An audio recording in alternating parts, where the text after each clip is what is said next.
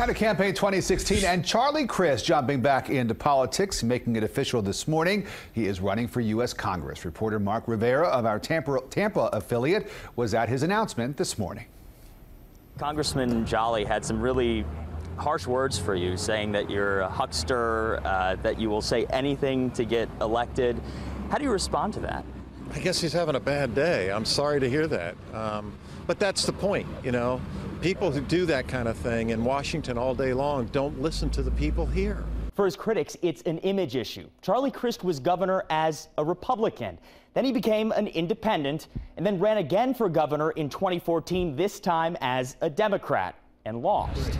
Now he's trying to win a congressional district, the one held by Republican David Jolly, who says Crist is a huckster and a fraud who will say absolutely anything he wants just to get elected. I don't want Charlie Crist to be my next member of Congress, and I'm going to do everything I can to make sure it is somebody other than Charlie. How is your campaign going to overcome this idea that you will say anything to get elected? I've always stood for the same things. I really have. I've always fought for women's rights. I've always fought for our environment. That's why we're here, Pier 60 in Clearwater today.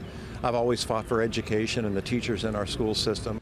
This is home, and I'm excited about the race and very sincere and genuine about it all. Crist faces competition from Democrat Eric Lynn, who's already raised more than $500,000, and a possible run from Republican and former St. Petersburg Mayor Rick Baker. In St. Petersburg, Mark Rivera, CBS 4 News. Joining us now, Jim DeFede, host of Facing South Florida. Charlie Crist is going to keep on running until he wins. Well, this is a good seat for Charlie. I mean, Charlie Crist has always been very popular in Pinellas County. I mean, his name has been appearing on the ballot there since 1993 when he ran for state senate, through his time for attorney general. Look, even when he loses the rest of the state, he's won there. When he ran in 2010 as an independent for the Senate seat that Marco Rubio ultimately won, Charlie Crist won Pinellas County. When he ran as a Democrat, you know, in 2014 against Rick Scott and lost, he still won Pinellas County. So he's won there as a Republican, an independent, and as a Democrat. It's so interesting in this day and age where some of the most popular politicians out there are the non-politicians. And you look at the Republican presidential candidates with Trump and Carson and Fiorina up there, you know, and here we have someone, Charlie Crist, who is clearly a career politician.